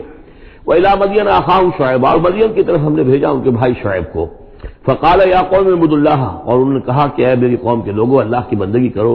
وارجوا الیوم الآخرہ، اور دیکھو آخرت کے دن کی، قیامت کے دن کی انتظار میں رہو، امید میں رہو، وہ قیامت کا دن آ کر رہے گا. ولا تعثوا فی الارض مفسدین، اور زمین میں فساد بچاتے مت پھرو. فکذبوہ، تو انہوں نے اس کو جھٹلا دیا. فاخذتہم الرجفۃ، تو انہیں آ پکڑا ایک زلزلے نے. فاصبحوا فی دارہم جاثمین، تو وہ اپنے گھروں کے اندر پڑے رہ گئے اوندھے ہوئے. وعادا وثمود، اسی طرح عاد اور ثمود. وقد تبین لکم من مساکنہم، اور تمہیں معلوم ہے کہ ان کے مسکن کہاں تھے، تمہارے لیے واضح ہیں کہاں رہتے تھے یہ، کہاں آباد تھے. وزین لہم الشیطان اعمالہم، اور شیطان نے ان کے لیے ان کے برے اعمال کو، مشرکانہ افعال کو مزین کر دیا تھا، اسی میں مگن سے خوش تھے. فصدہم عن السبیل، اور روک دیا تھا انہیں اللہ کے صحیح راستے سے، صراط مستقیم سے، جو صراط توحید ہے اس سے. وَكَانُوا مُسْتَبْصِرِينَ، حالانکہ وہ تھے بہت ہوشیار، بہت غور کرنے والے، سوچنے والے، بڑے دانشور تھے. لیکن یہ کہ یہ بڑے دانشور جو ہے کسی جگہ ایسا بھی ہوتا ہے، بہت بڑا عقل مند انسان جو ہے وہ اپنے ناک کے نیچے کے پتھر سے ٹھوکر کھاتا ہے. اور اس کی سب سے بڑی مثال جو ہے وہ ہمارے آج کل کے سائنسدان ہیں، کتنی باریکیاں دیکھ رہے ہیں اس کائنات کی، سب کچھ دیکھ لیا، اللہ نظر نہیں آتا، کہاں سے کہاں دیکھ رہے ہیں، کتنی بڑی بڑی ٹیلیسکوپس ہیں، اور کتنے ٹریلین وہ لائٹ ایئرز کے اوپر دریافت کر رہے ہیں کہ نیا ستارہ وجود میں آ گیا، سب کچھ ہو رہا ہے، لیکن یہ کہ ان تمام چیزوں کو دیکھنے کے باوجود ان کا دماغ اللہ کی طرف منتقل نہیں ہوتا۔ یہ ہے کہ ایک طرف سے اندھے ہیں، ایک آنکھ کھلی ہے، ایک آنکھ اندھی ہے، تو اگرچہ وہ بھی تھے بڑے ہوشیار مستبصرین، یعنی استبصار جو ہے یہ باب استفاد دیکھنا، بڑے غور سے دیکھا کرتے تھے، مشاہدہ کرتے تھے، آبزرو کرتے تھے، سب کچھ تھے، باقی سب کچھ نظر آیا انہیں، ڈھونڈنے والا ستاروں کی گزرگاہوں کا اپنے افکار کی دنیا میں سفر کر نہ سکا، وہ ساری جو ہے وہ ستاروں کی گزرگاہیں جو ہے ان کی تحقیق ہو رہی ہے، لیکن یہ کہ میں خود کون ہوں، کہاں سے آیا ہوں، کہاں جا رہا ہوں، میری زندگی کا مال کیا ہے، اس کا مقصد کیا ہے، بس پیدا ہونا، کھانا پینا، جانوروں کی طرح رہنا اور ختم ہو جانا۔ Is that all? Is death the end of our existence? کیا موت پر ہمارے وجود کا خاتمہ ہو جائے گا؟ تو کیا زندگی ہوئی، عمر دراز مانگ کے لائے تھے 4 دن، 2 آرزو میں کٹ گئے، 2 انتظار میں، کتنا وقت تو گزر گیا، بچپن کے اندر ابھی فہم ہی نہیں تھا، لڑکپن ہے، اس کے بعد نوجوانی ہے، اس کے کچھ اپنے ہی اور جو ہے اس کی کیفیات ہوتی ہیں، جب ذرا ہوش اور شعور آیا ہے، ایک ذرا ہوش میں آنے کے خطا کار ہیں ہم، اور اس کے بعد پھر بڑھاپا آ گیا، اور اس کے بعد جو ہے کہلا یعلم من بعد علم شیئا، بس یہی زندگی ہے، یہ اشرف المخلوقات ہے، یہ مسجود ملائک کی زندگی یہ ہے؟ نہیں، اصل زندگی تو ہے تو اسے پیمانہ امروز و فردا سے نہ ناپ، جاویداں پہ ہمدماں ہر دم جواں ہے زندگی، وہ زندگی تو ابدی ہے، یہ تو اس کا چھوٹا سا حصہ علیحدہ کر کے ایک امتحانی وقفہ بنا دیا ہے، اسے ایک امتحانی وقفہ ہے، 3 گھنٹے کا نہیں، 30 سال کا صحیح، بس اس کے علاوہ کچھ نہیں، کوانٹیٹیو فرق ہے، کوالیٹیٹیو نہیں۔ وَقَارُونَ وَفِرْعَوْنَ وَحَامَانَ، اور ہلاک کیا ہم نے قارون کو بھی اور فرعون کو بھی اور حامان کو بھی، وَلَقَدْ جَاءَهُم مُوسَىٰ بِالْبَيِّنَاتِ، ان کے پاس موسیٰ آئے تھے واضح تعلیمات لے کر، فَاسْتَكْبَرُوا فِي الْأَرْضِ، انہوں نے زمین میں تکبر کیا، وَمَا كَانُوا سَابِقِينَ، لیکن یہ کہ وہ ہماری پکڑ سے بچ کر نکل جانے والے نہیں تھے، ہم سے آگے نہیں نکل سکتے تھے، فَكُلًّا أَخَذْنَا بِذَنبِهِ، ہم نے سب کو پکڑا ان کے گناہوں کی پاداش میں، فَمِنْهُم مَّنْ أَرْسَلْنَا عَلَيْهِمْ حَاصِبًا، تو ان میں وہ بھی تھے کہ جن پر ہم نے ایسی زوردار ہوا بھیجی جس میں پتھراؤ تھا، وہ ہوا جو ہے ان پر پتھراؤ کر رہی تھی، تو یہ قوم لوط پر بھی ہوا ہے، اور بعض حضرات کے نزدیک قوم عاد پر بھی، سخرها علیہم 7 لیال و8 ایام حسوما فترى القوم فیہا صرعا، ایک ایسی تیز آندھی آئی ہے، 7 راتیں اور 8 دن چلتی رہی کہ اس نے اٹھا کر پٹخا ہے، اور اس میں وہ کنکر بھی تھے، وہ بلٹس کا کام کر رہے تھے، اور سے بڑے پتھر تھے وہ کام کر رہے تھے میزائلز کا، تو یہ سب کے سب ہلاک ہو گئے۔ فمنہم من ارسلنا علیہ حاصبا ومنہم من اخذته الصیحہ، اور ان میں سے وہ بھی تھے کہ جن کو ایک چنگھاڑ نے آ پکڑا، یہ سمود اور اہل مدین تھے۔ ومنہم من خسفنا به الارض، ان میں وہ بھی تھے کہ جنہیں ہم نے زمین میں دھسا دیا، یہ قارون کا معاملہ ہے جو سورہ قصص میں آ چکا ہے۔ ومنہم من اغرقنا، اور وہ بھی تھے جنہیں ہم نے غرق کر دیا، اور غرق کرنے کے 2 طریقے ہوئے، ایک تو یہ کہ جو قوم آباد تھی، قوم نوح جہاں تھی وہی غرق کیا، وہی کا وہی، لیکن یہ کہ ایک یہ ہے کہ فرعون کو اور اس کے فوج کو اور لاؤ لشکر کو ان کے محل سے نکال کر، ان کے شہروں سے نکال کر لا کر اور سمندر میں غرق کیا۔ وما كان الله ليظلمهم، لیکن اللہ تعالیٰ ان پر ظلم کرنے والا نہیں تھا، ولكن كانوا انفسهم يظلمون، بلکہ یہ تو وہ خود اپنے اوپر ظلم کر رہے تھے۔ مثل الذين اتخذوا من دون الله اولیاء كمثل العنكبوت، یہ بھی اس حصے کی ان 3 رکوعوں کی بڑی اہم آیت ہے، تمثیل ہے، مثال ان لوگوں کی کہ جنہوں نے اللہ کے سوا کسی کو اپنا حمایتی بنا رکھا ہے۔ یہ حمایتی غیر مرئی بھی ہو سکتے ہیں، جیسے یہ ہماری دیوی ہے، یہ دیوتا ہے، یہ اس کی کرپا چاہیے، اس کی نظر کرم ہو، یہ ہمارے جو اولیاء اللہ ہیں ذرا ان کی طرف سے اگر کچھ ہمیں فیض پہنچ جائے، اور یہ بھی ہوتا ہے دنیا میں بھی، مادی اعتبار سے بھی، اور یہ جو بھی کاز اینڈ ایفیکٹ کا سلسلہ اس کے تحت بھی تو ہم آخر لوگوں کو اپنا دوست سمجھتے ہیں، یہ ہمارے حمایتی ہے، یہ ہماری مدد کریں گے، لیکن واقعہ یہ ہے کہ سوائے ایک اللہ کی دوستی کے باقی ساری دوستیاں جو ہیں وہ مکڑی کے جالے جتنی بس مضبوط ہیں، اس سے زیادہ نہیں ہے۔ مثل الذین اتخذوا من دون اللہ اولیاء کمثل العنکبوت، جن لوگوں نے اللہ کو چھوڑ کر کسی اور کو اپنا پشت پناہ اور مددگار بنایا ہے، کسی اور پر توکل ہے، کسی اور پر سہارا ہے۔ امریکہ ہماری مدد کرے گا، وہ جو کچھ 71 میں ہوا وہ آپ کو معلوم ہے، وہ بیڑا اس کا جہاز بھی آ رہا تھا، لیکن یہ کہ کوئی مدد ہماری نہیں کی گئی۔ کوئی نہیں ہے، کوئی کسی کا سہارا بننے والا نہیں ہے۔ سہارا تو اگر کوئی ہے تو وہ اللہ ہے، لیکن اس کو تم نے چھوڑ دیا، اس کو سہارا نہیں بنایا۔ مثل الذین اتخذوا من دون اللہ اولیاء کمثل العنکبوت اتخذت بیتا، یہ بکری بھی تو ایک گھر بناتی ہے، جالا بناتی ہے۔ وَإِنَّ أَوْهَنَ الْبُيُوتِ لَبَيْتُ الْعَنكَبُوتِ، اور سب جانتے ہیں کہ تمام گھروں میں سب سے زیادہ کمزور گھر وہ اس مکڑی کا گھر ہے۔ لَوْ كَانُوا يَعْلَمُونَ، کاش کہ انہیں معلوم ہوتا۔ ان اللہ یعلم ما یدعون من دونہ من شیء، اللہ خوب جانتا ہے کہ جس کو یہ پکار رہے ہیں اللہ کے سوا کوئی شے ہے ہی نہیں۔ وَهُوَ الْعَزِيزُ الْحَكِيمُ، اور وہ زبردست ہے حکمت والا۔ وَتِلْكَ الْأَمْثَالُ نَضْرِبُهَا لِلنَّاسِ وَمَا يَعْقِلُهَا إِلَّا الْعَالِمُونَ، اور یہ مثالیں ہیں کہ جو ہم لوگوں کے لیے بیان کرتے ہیں لیکن نہیں سمجھتے ان سے مگر وہی لوگ کہ جو علم رکھنے والے ہیں۔ خلق اللہ السماوات والارض، اللہ تعالیٰ نے آسمان و زمین تخلیق فرمائے بالحق، حق کے ساتھ۔ ان فی ذلک لآیۃ للمؤمنین، یقیناً اس میں نشانی ہے اہل ایمان کے لیے۔ اب یہ جو بقیہ 3 رکوع ہیں 21ویں پارے میں آ رہے ہیں، یہ جیسا کہ میں نے کیا اس میں 2 لڑیاں ہیں بٹی ہوئی۔ ایک لڑی ہے خطاب اہل ایمان سے، یہاں ایک جگہ آپ کو مل جائے گا کہ براہ راست خطاب بھی ہے، یا عبادی الذین آمنوا، یا ایھا الذین آمنوا والا جو ہے کہ جو مدنی صورتوں میں جو خطاب کا صیغہ ہے وہ تو یہاں بھی نہیں آیا، لیکن براہ راست خطاب کیا ہے۔ لیکن یہ کہ اگر گنتی کریں گے تو کچھ 10 احکام اور دیے گئے ہیں ان لوگوں کو جو دین کے لیے کسی محنت کے اندر جد و جہد میں، اس کو غالب کرنے کی کسی کوشش میں، اس کی تحریک میں، اس کی دعوت میں لگے ہوئے ہوں، اور اس میں ان کے لیے مصائب ہوں، مشکلات ہوں، تکالیف ہوں، پریشانیاں ہوں، تو ان کے لیے کیا ہدایات ہے۔ سب سے پہلی ہدایت 100 ہدایتوں کی ایک ہدایت، اتل ما اوحی الیک من الکتاب، تلاوت کرتے رہا کرو اس شے کی جو وحی کی گئی ہے آپ کی جانب کتاب میں سے۔ یہی ہم پڑھ چکے ہیں سورہ کہف میں بھی، وَاتْلُ مَا أُوحِیَ إِلَيْكَ مِنْ كِتَابِ رَبِّكَ لَا مُبَدِّلَ لِكَلِمَاتِهِ وَلَن تَجِدَ مِن دُونِهِ مُلْتَحَدًا۔ وہی بات، سب سے بڑا سہارا بندہ مومن کا کیا ہے؟ اللہ پر جتنا یقین ہوگا، اللہ پر جتنا بھروسہ ہوگا، اللہ سے جتنا تعلق ہوگا اتنا ہی صبر کرے گا۔ وَاصْبِرْ وَمَا صَبْرُكَ إِلَّا بِاللَّهِ، اور اللہ کے ساتھ تعلق کا سب سے بڑے ذریعہ یہ قرآن مجید ہے۔ طرفوا بِأَيْدِيكُمْ وَطَرَفُوا بِيَدِ اللَّهِ، اس کا ایک سرا تمہارے ہاتھ میں ہے، ایک سرا اللہ کے ہاتھ میں ہے۔ القرآن حبل اللہ الممدود من السماء إلى الأرض، حضرت عبداللہ ابن مسعود کی روایت کردہ حدیث ہے، حضور نے فرمایا یہ اللہ کی رسی ہے، مضبوطی کے ساتھ تھام لو اس کو، یہ تنی ہوئی ہے زمین سے آسمان تک۔ تو واعتصموا بحبل اللہ جميعا، تو اس کے لیے یہ کہ قرآن پڑھا کرو۔ اتل ما اوحی الیک من الکتاب واقم الصلاۃ، اور قرآن کے بعد نمبر 2 نماز قائم کرنا۔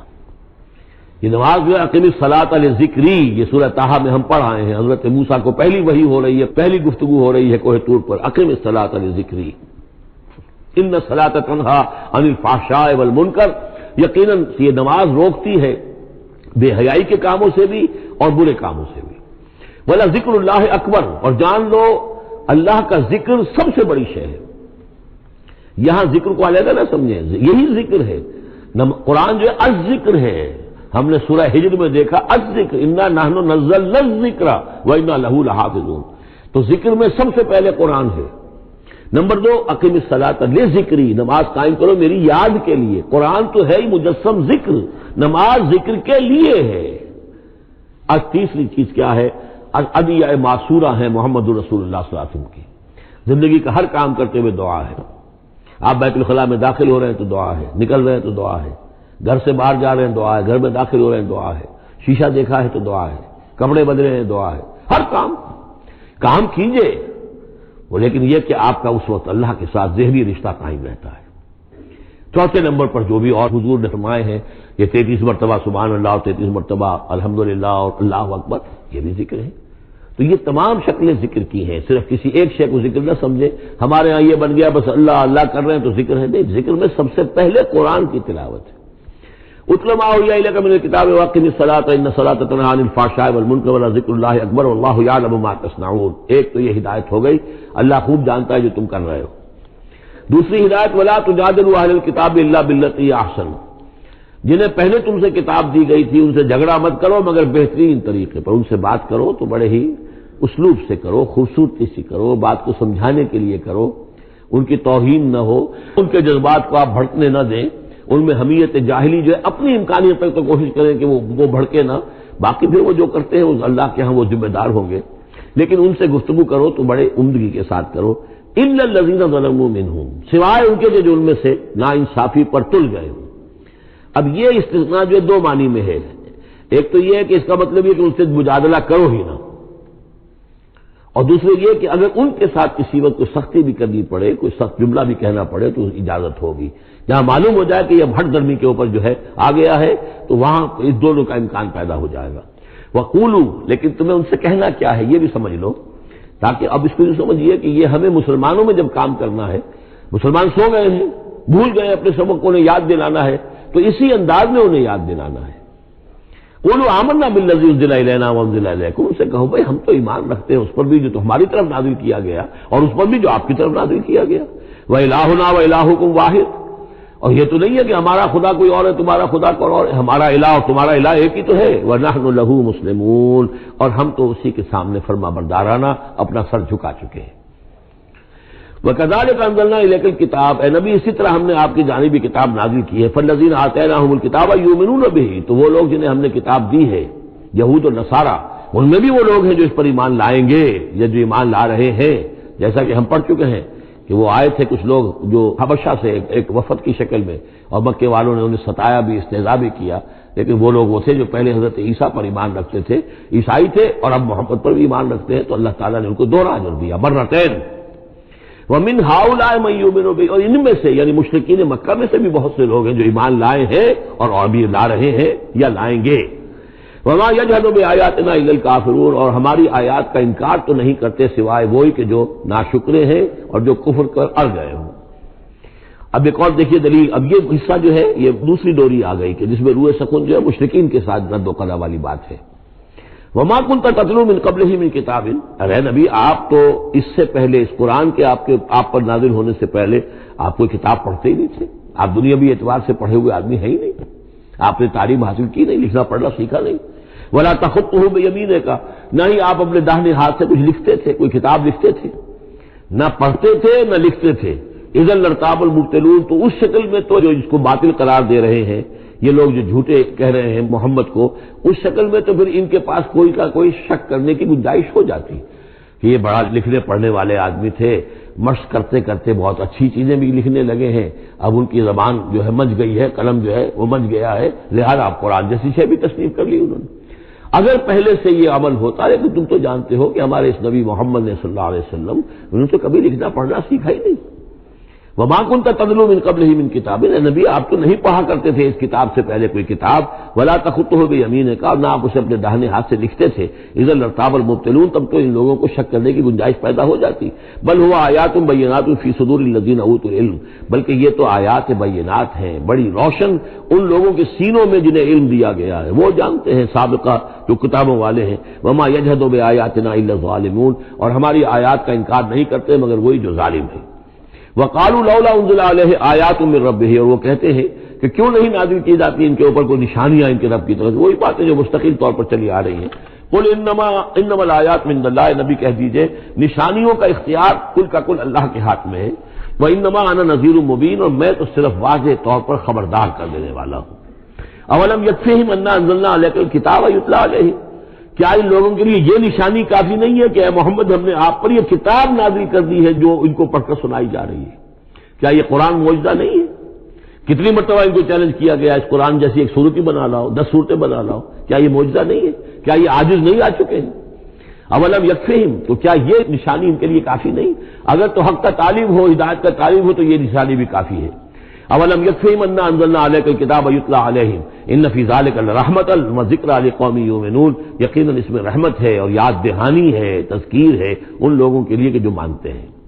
قل کفی باللہ بینی و بینکم شہیدا، کہہ دیجئے میرے اور تمہارے درمیان اللہ کافی ہے بطور گواہ، وہ جانتا ہے کہ اس نے مجھے رسول بنایا ہے، وہ جانتا ہے کہ قرآن اس نے مجھ پر نازل کیا ہے۔ یعلم ما فی السماوات والارض، وہ جانتا ہے جو کچھ کے آسمانوں میں ہے اور زمین میں ہے۔ والذین آمنوا بالباطل، اور وہ لوگ جو باطل پر ایمان رکھتے ہیں، وکفروا باللہ، اور اللہ کا کفر کرتے ہیں، اولئک هم الخاسرون، یقیناً وہی لوگ ہوں گے جو خسارے پانے والے ہیں۔ وَيَسْتَعْجِلُونَكَ بِالْعَذَابِ، یہ جلدی مچا رہے ہیں کہ لے آؤ عذاب، وَلَوْلَا أَجَلٌ مُّسَمًّى، اور اگر پہلے سے ایک وقت معین طے نہ ہو چکا ہوتا لَجَاءَهُمُ الْعَذَابُ، تو پھر ان پر عذاب آ چکا ہوتا، وَلَيَأْتِيَنَّهُم بَغْتَةً، اور وہ ان پر آئے گا تو اچانک آئے گا، وَهُمْ لَا يَشْعُرُونَ، اور انہیں پتہ بھی نہیں ہوگا۔ یستعجلونک بالعذاب، یہ نبی پھر دوبارہ یہ الفاظ آئے، نوٹ کیجئے، بہت لطیف بات ہے، یہ عذاب کی جلدی مچا رہے ہیں۔ وَإِنَّ جَهَنَّمَ مُحِيطَةٌ بِالْكَافِرِينَ، حالانکہ جہنم ان کا احاطہ کر چکی ہے۔ یہ ایسی ہے کہ جیسے کسی شہر کے باہر دشمن آ چکا ہو اور اس نے محاصرہ کر دیا ہو، شہر والوں کو پتہ ہی نہ ہو، تو اس طریقے سے وہ چونکہ غیر مرئی ہے جہنم، نظر نہیں آ رہی، ورنہ حقیقت میں تو جہنم ان کا احاطہ کر چکی ہے۔ یوم یغشاہم العذاب، جس دن کے عذاب ان کو آ کر ڈھانپ لے گا، ان پر چھا جائے گا، من فوقہم ومن تحت ارجلہم، ان کے اوپر سے بھی اور ان کے نیچے سے بھی، ان کے قدموں کے نیچے سے بھی، ویقول ذوقوا ما کنتم تعملون، اور پھر کہا جائے گا چکھو اپنے کرتوتوں کا مزہ۔ اب یہاں وہ تیسری ہدایت آ رہی، دو پہلے میں نے گنوائی تھی، اتل ما اوحی الیک من الکتاب واقم الصلاۃ ان الصلاۃ تنہی عن الفحشاء والمنکر ولذکر اللہ اکبر، دوسری ولا تجادلوا عن الکتاب الا بالتي هي احسن الا الذين ظلموا منهم۔ اب دیکھیے تیسری، یا عبادی الذین آمنوا ان ارضی واسعۃ فایایا فاعبدون، اے میرے وہ بندو جو ایمان لائے ہو۔ پورے مکی قرآن میں یہ آیت ہے براہ راست خطاب، اور یا آئے گی آگے چل کر یا عبادی الذین اسرفوا علی انفسہم، بس یا ایھا الذین آمنوا، یہ مکی مدنی دور کی اصطلاح ہے۔ یا عبادی الذین آمنوا، بڑا اس میں جو ہے نا بڑی عنایت ہے، شفقت ہے، میرے وہ بندو جو مجھ پر ایمان لائے ہو، ان ارضی واسعۃ، میری زمین بڑی کشادہ ہے۔ کیا معنی ہے؟ اگر مکے میں تم پر تمہارا قافیہ تنگ کر دیا گیا ہے، اگر مکے میں زندگی تمہارے لیے محال کر دی گئی ہے توحید پر رہتے ہوئے، چھوڑ دو مکے، یہ ہجرت کا اشارہ ہے۔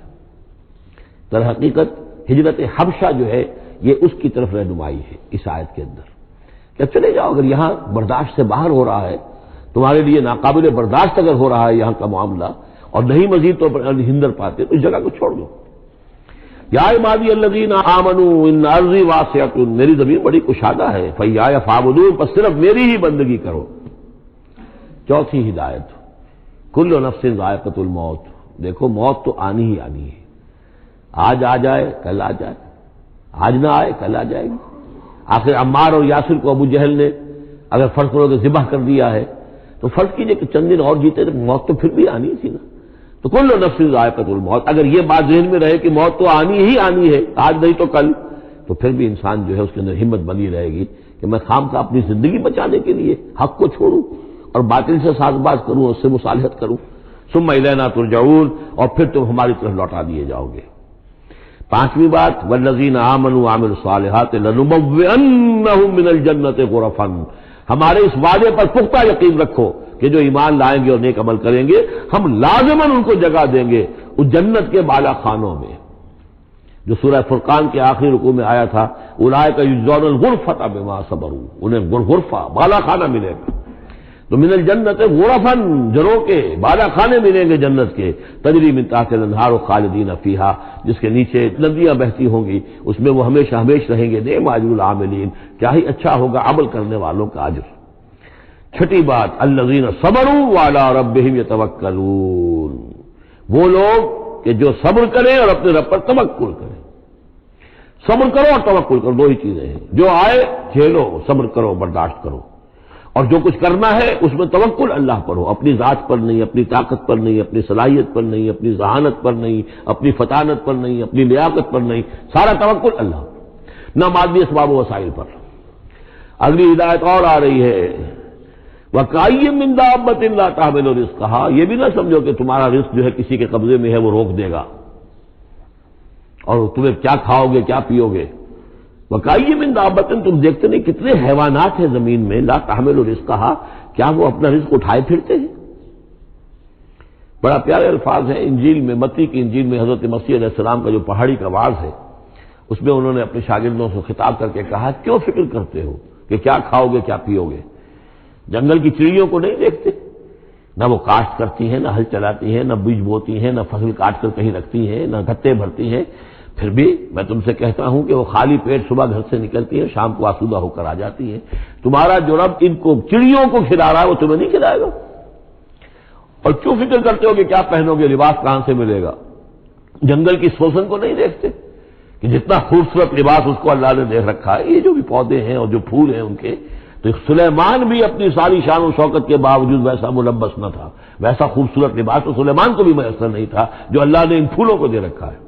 تو غور کرو، جو وہ زمین کی اس گھاس پھوس کو، ان پودوں کو اس قدر حسین لباس دے رہا ہے، عمدہ لباس دے رہا ہے، جو ابھی ہیں اور کل نہیں ہوں گے، یا یہ کہ کاٹ کر اور وہ چولہوں میں جلا دی جائے گی گھاس، تو کیا وہ تمہیں نہیں پہنائے گا؟ لیکن تم یقین نہیں کرتے۔ توکل اور ایمان، یہ دونوں چیزیں ساتھ ساتھ جائیں گی۔ جتنا اللہ پر ایمان ہے اتنا ہی توکل ہوگا، جتنا ایمان کمزور ہے توکل بھی نہیں ہو سکے گا۔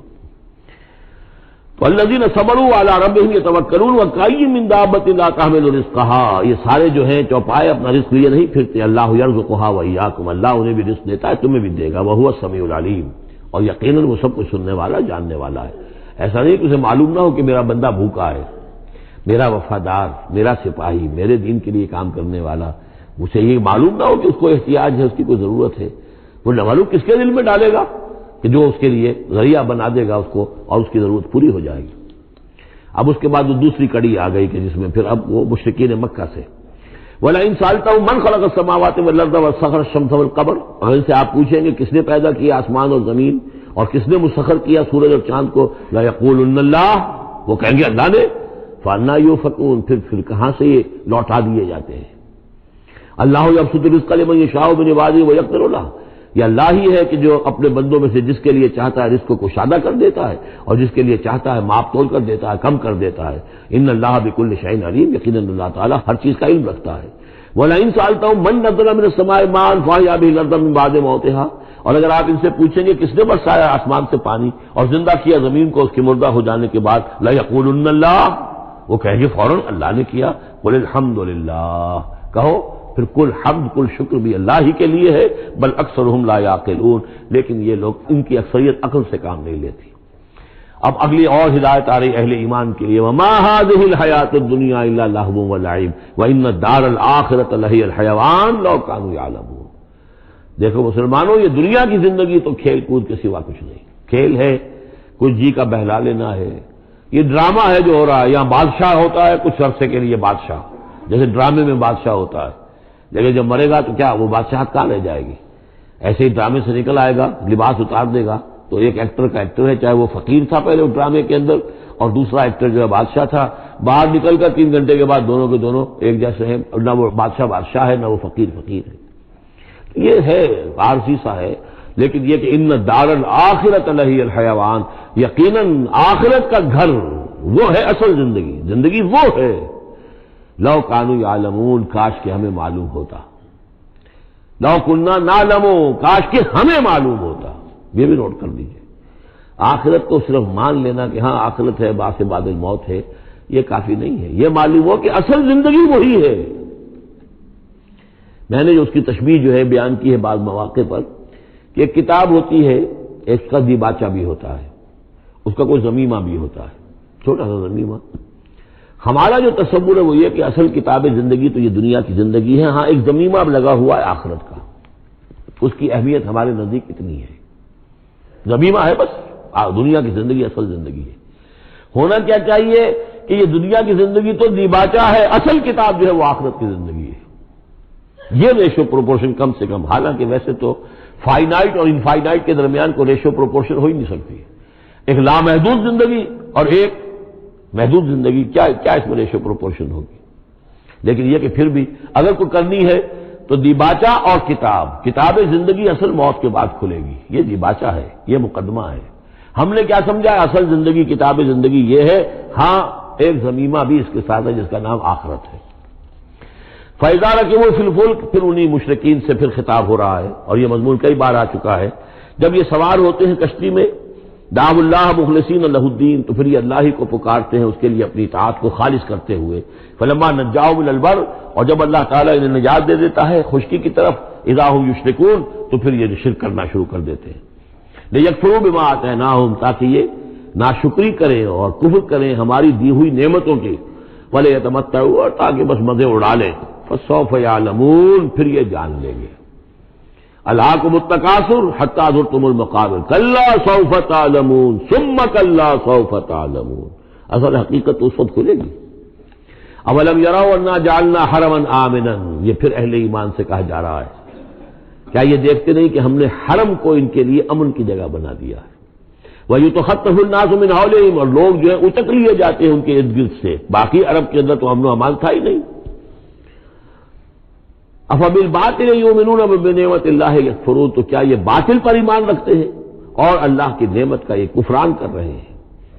وَمَنْ أَظْلَمُ مِمَّنِ افْتَرَىٰ عَلَى اللَّهِ كَذِبًا أَوْ كَذَّبَ بِالْحَقِّ لَمَّا جَاءَهُ، اس شخص سے بڑا ظالم اور کون ہوگا جس نے کوئی چیز گھڑ کر اللہ کی طرف منسوب کر دی، اور اسی طرح وہ شخص کہ جس نے اللہ کی طرف سے آئے ہوئے حق کی تکذیب کر دی جبکہ اس کے پاس آیا. یہ دونوں ہم بدن جرم ہے. یعنی اگر میں جھوٹ موٹ قرآن جو ہے خود تصنیف کر کے اللہ کی طرف منسوب کر رہا ہوں تو مجھ سے بڑا ظالم اور گناہ گار کوئی نہیں. لیکن یہ بھی سوچ لو اگر واقعتاً یہ اللہ کا کلام ہے جو میں تمہارے سامنے پیش کر رہا ہوں اور تم اس کی تکذیب کر رہے ہو تو تم سے بڑا ظالم کوئی نہیں. الیس فی جہنم مثوی للکافرین، تو کیا جہنم ہی میں ٹھکانہ نہیں ہے ان کافروں کا. اور آخری آیت جو ہے پھر اسی سیغے میں لنہدین والذین جاہدوا فینا، اہل ایمان کے دل جوئی کے لیے گھبراؤ نہیں، پریشان نہ ہو. والذین جاہدوا فینا لنہدینہم سبلنا، وہ لوگ کہ جو ہماری راہ میں جہاد کریں، محنت کریں، کوشش کریں، جد و جہد کریں، قربانیاں دیں، اظہار کریں، انہیں مطمئن رہنا چاہیے ہمارا پختہ وعدہ ہے، مؤکد وعدہ ہے، ہم لازماً ان کی رہنمائی کریں گے اپنے راستوں کی طرف. لنہدینہم سبلنا وان اللہ لمع المحسنین، اور یقیناً اللہ تعالیٰ ساتھ ہے اہل احسان کے، جو اللہ تعالیٰ پر ایمان اور یقین اس درجے کا رکھتے ہوں اور اس کے لیے تن من دھن لگانے کے لیے تیار ہوں تو اللہ ان کے ساتھ ہے. یعنی اللہ کی نصرت ساتھ ہے، اللہ کی مدد ساتھ ہے، اللہ کی تائید ساتھ ہے. بارک اللہ لی ولکم فی القرآن العظیم ونفعنی وإیاکم بالآیات والذکر الحکیم.